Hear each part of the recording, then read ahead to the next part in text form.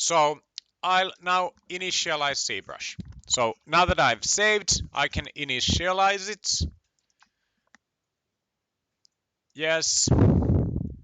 And if it was saved, then it says, then it doesn't save anything. And if it was changed, then it wants you to save it again. Okay, now I'm missing all of my tool panel.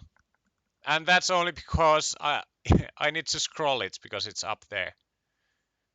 Yeah, that can be a bit strange that you can actually scroll so that you cannot see the tool panel. But now it's showing. Okay, and for this, you need to try this. So please do as I asked. So initialize it and start this again, if you didn't yet.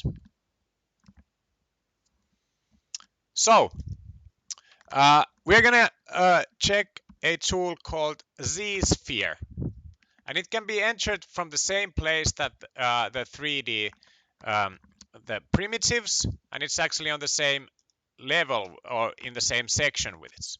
So open the brush or the tool panel here, and then select Z-Sphere. It's the red ball here. Okay, and the Z-Sphere works as follows, that you first start creating the Z-Sphere.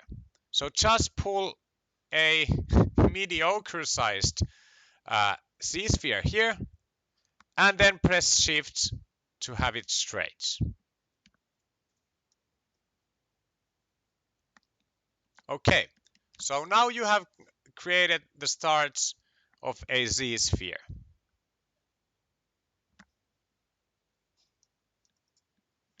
And then when you've done this, click on Edit. And now you're editing a Z-Sphere. Scrollaa vaan ylöspäin.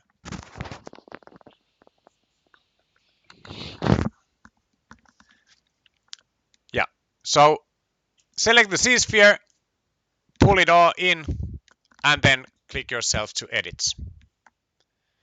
And it should look like something like this. So it's like a ball or a sphere. And when you put your cursor on top, it looks like this. If you don't have your symmetry on, then you won't be seeing the other thing there. So if you press X, you lose the other one.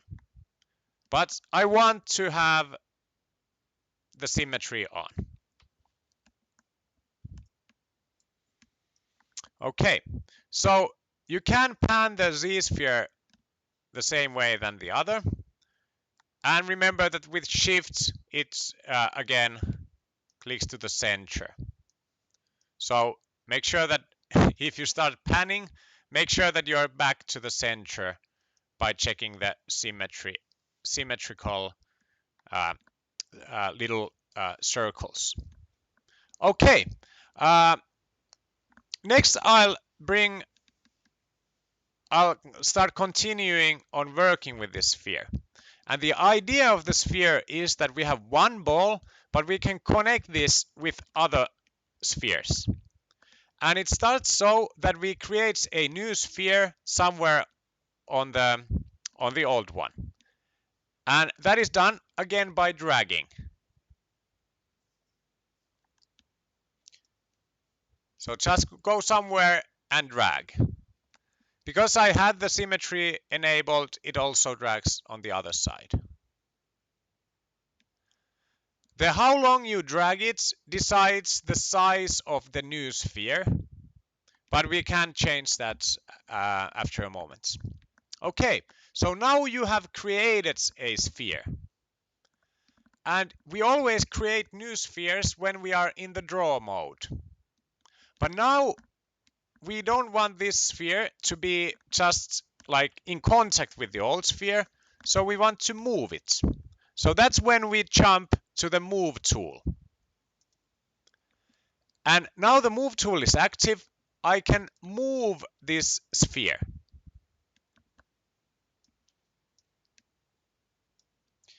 So now you can see how this like works. So you can drag this out from the old sphere. So that's movement. I'll go to the new tip and select the draw again, the draw pointer, and drag a new sphere from the tip. It can be smaller or bigger or the same size than the previous one. And then I jump to the move selection by now clicking on W.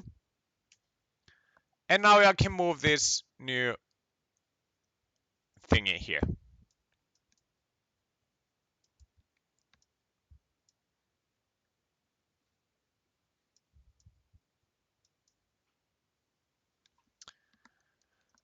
Okay, so this is how I can move this.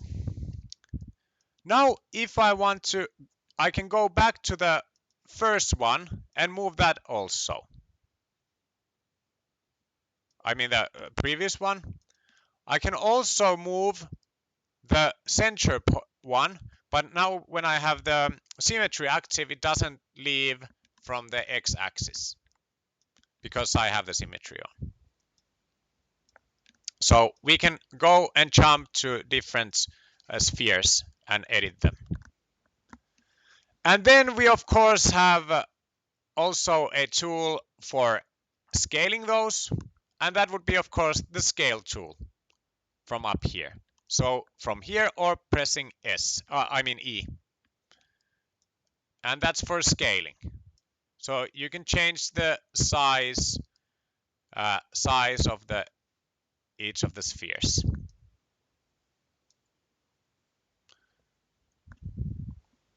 So move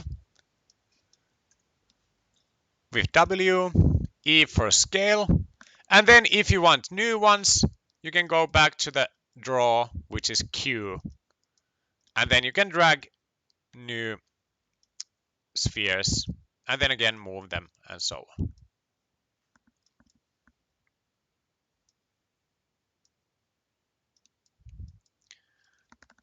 So this is the basics of how the Z-sphere works. If you now go back to the original sphere, and you have the symmetry activated, or it's enabled, and you have the draw pointer selected, you can now create a new sphere, and if you go to the bottom of this, you can see a green snapping circle. So when the circle snaps green, that means that the new sphere is going to be exactly on the bottom of this. So it's going to be on the x-axis. So when you now drag, okay, this guy is also straight in the x-axis. And then when you start moving it, it only moves up and down. And forwards and backwards, but not to the x-axis. So by default, the spheres that are on the center stay on the center.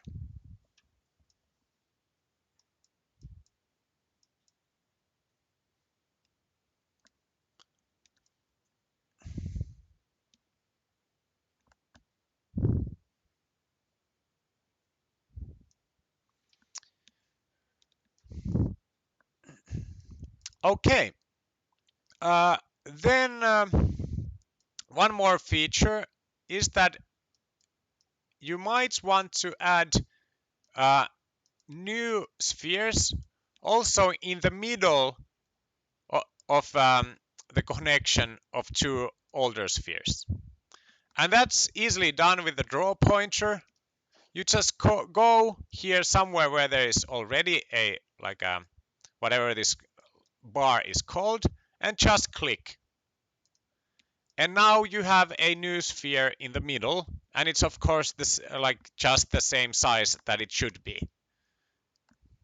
So now you can move that guy also forwards and backwards because it's here. here on the x-axis, on the x0. So you can click new ones here and then move them with the move tool.